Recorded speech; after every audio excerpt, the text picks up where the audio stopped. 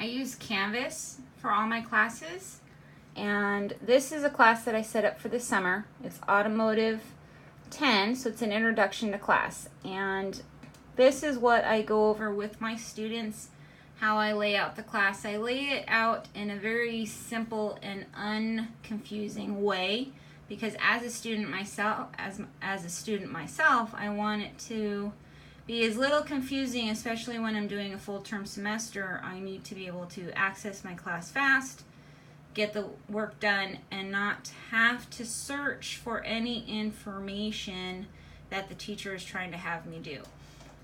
So as we go through, the students will know the course information. This is everything that they need to know about me, the required books, any extra credit if there is some. It says out of 0 because it's extra credit. I don't want it to go in the grade book as an assigned points. Homework directions. Again, I don't want anything to be questionable. How to pass the class, discussion board postings. So for example, this is how they're going to do the discussion boards. And again, always go back home, get you back to where you started. Now quizzes are right here, and according to the syllabus that they'll be able to find right there, go back home, they'll know the due dates and everything accompanied with those quizzes. And as we go on, the students will see that week 1 we're going to have all this information to cover, and when they click on week 1 as a starting point, they can locate the next button and just move through. And I try to keep the discussions information short, sweet, so I don't get lost in all, kind of like a PowerPoint. Our first one is check-in.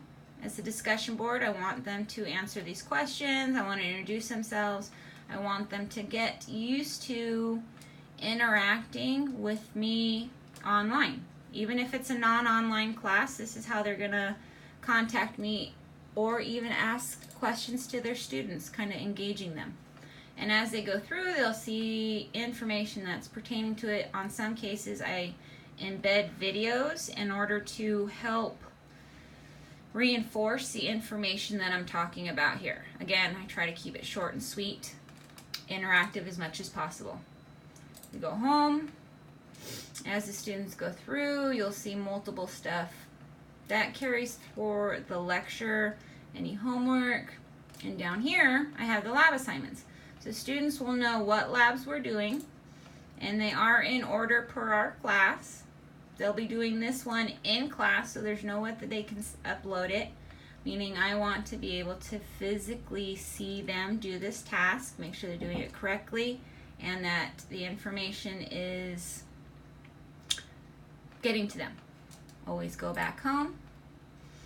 I try to avoid making students use these. So you'll see that at the end of some of my weeks, I have a discussion right there. So right here, they'll be able to access it, some videos, and talk about it. So when you were talking about teachers' websites, I am a very big advocate to using my Canvas. In fact, as a student, if I get a teacher that does not use Canvas, I am very upset with them because I want to know exactly where my grade is and what assignments I have. So students, I always let them know that, and I'm in student view, so it's not showing anybody's grades or who my students are. They can always see their grades. And this is what's nice, because I can see and show them that, hey, if there's a dash here, that means I haven't received anything, nothing's been graded, and there's no score yet. And as the students turn their assignments in, they'll start to see how many points they scored out of how many points possible.